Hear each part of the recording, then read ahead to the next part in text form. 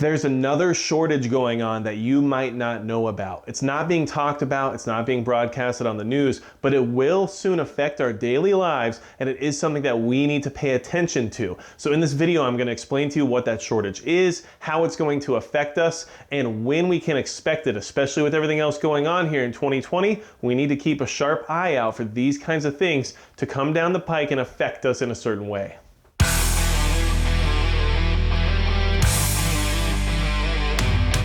Hey everybody, it's Magic Prepper, and today we're going to talk about a shortage that's not getting as much attention as, per se, the food shortage, but it is still very important, and it is something we need to pay attention to, because if you're preparing for SHTF scenarios, you have to keep your eyes out for anything that can affect our really fragile, on-time delivery system that we like to rely on. Just in time is not always on time now, is it? So, that being said, we are here preparing for things that are about to come. It is 2020. It's the year of preparation, if you ask me. And if you want to stay prepared and you're worried about shortages of things that you might not even be aware of, please hit the subscribe button below so we can keep the conversation going. And I have insider information that is letting me know that the scarcity that we're facing is actually a lot more dire than what is being advertised in certain news articles you can find about the subject. So, that being said, whenever I get inside information from somebody within an industry, I don't reveal who they are, I don't reveal their identity for obvious reasons, but I do try to make sure that they're a valid source. And this one is, I can tell you that right now. And the other thing I want to say is that this is not something that I am going to hold back from any of you if I ever get this kind of information. I try to put it out as soon as I can, and I want you guys to be able to prepare as quickly as possible for whatever might be coming down that pipe because of what is happening, okay? So here's the shortage we're dealing with right now. It is a CO2 shortage, okay? The industrial gas industry is facing a scarcity of carbon dioxide. And you say, well, what's the big deal with that, right? I mean, don't they just use carbon dioxide for things like soda lines or making beer or whatever it might be?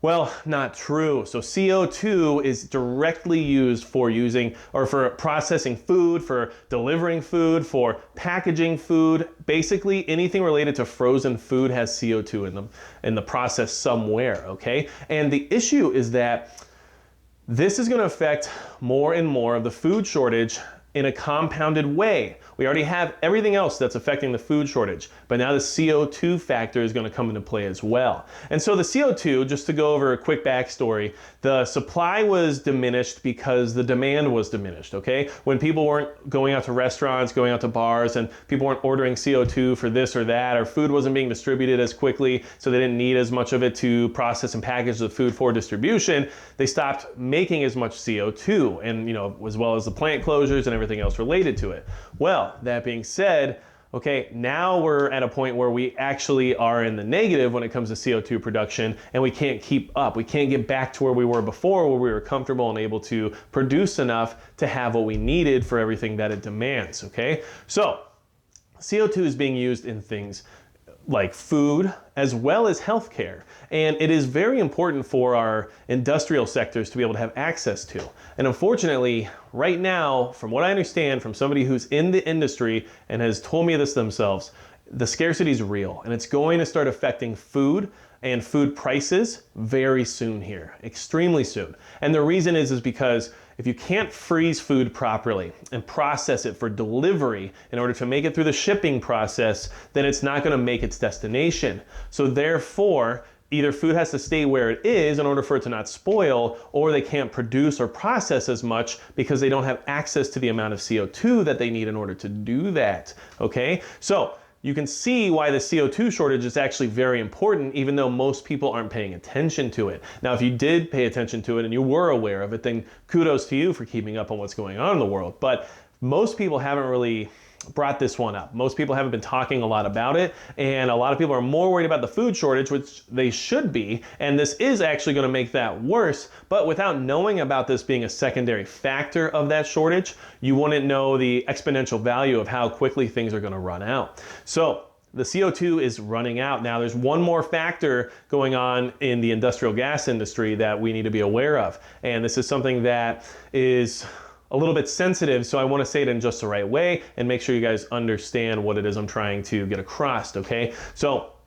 not only is CO2 extremely important when it comes to our healthcare sector, but it's also very important for them to have access to oxygen, okay? Obviously, when you put people on a respirator, they need oxygen because it helps keep them alive. It just makes sense, right? Well, with the surge of infections and with what they had going on before, where they had respirators in use throughout entire hospitals, right? These respirators aren't really meant to be used in mass the way they were before, okay? So here's just a little backstory on how this works. So the O2 comes in as a liquid, okay? It comes in at about negative 300 degrees Fahrenheit, and that's so that they can get as much oxygen in a dense amount into a small enough storage system to be able to have enough oxygen for what they need, okay? So they have these air vaporizers. They're ambient air vaporizers. They use aluminum coils to basically heat the oxygen up to the point of being a gas from a liquid, okay? So it can reach its boiling point. Well, the mechanisms that the hospitals use right now are not able to actually keep up with the demand of the ventilators when it comes to producing oxygen in the gaseous form from liquid. And so what's happening is that they're freezing up their systems, which is then cutting off the entire flow of oxygen. So that being said, this is another industrial gas issue where they're trying to figure out how can they run multiple ventilators with the amount of oxygen that the doctors are prescribing and still maintain the gaseous form of the oxygen without freezing over the coils on the ambient air vaporizer, okay? This is a difficult situation, and what this did is revealed a weakness in our healthcare system. Whether or not that this whole pandemic we're dealing with right now puts thousands of people back in the hospital, or if nothing happens, regardless of that situation. And this is why I want you guys to use your brains and to think about things not just about right this second, but what we are talking about for the future or any other situations that might come up, because no one ever said there can only be one pandemic, okay?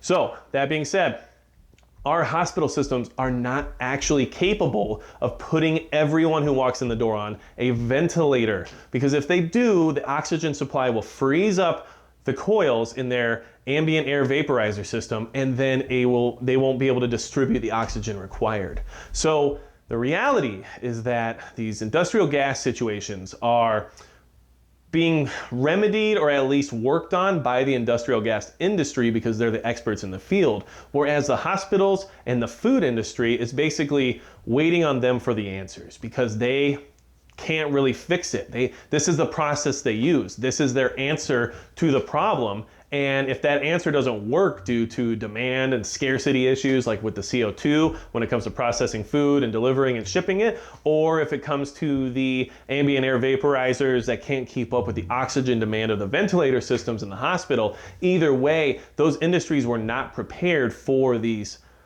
terms that they're having to deal with right now.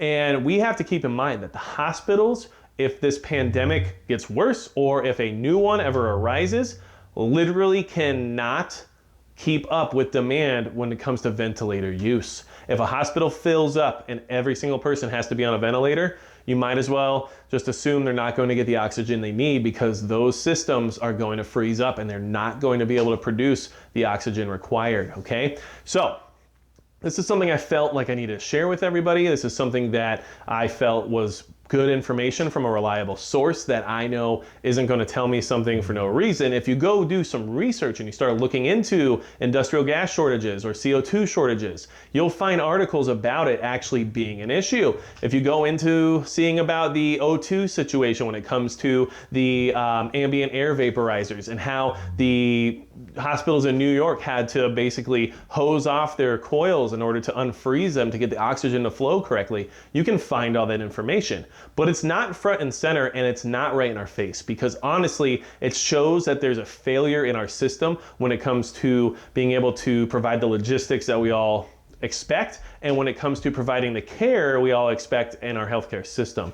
So I wanted you guys to be aware of that because this CO2 shortage is going to snowball with the current food shortage that we already have. And it's just going to make things worse. And the O2 situation when it comes to actually using the ventilators that they are trying to use on people who get sick might not keep up with demand. So you can't always just assume that the hospital is going to have the answer to your problems. And we have to make sure to do what we can to avoid needing their assistance, okay? So wanted to bring this to your attention. This is a shortage that not a lot of people are talking about and not a lot of people are aware of, but hopefully you are now more aware and you can look out for even more problems when it comes to the food supply. Because without CO2, they're not going to be packaging, they're not going to be delivering, they're not going to be processing, they're not going to be able to make as much food as they could when they had a full supply. And you know what? It's just one more exponential reason for why this whole situation is just spiraling, okay? So keep an eye out.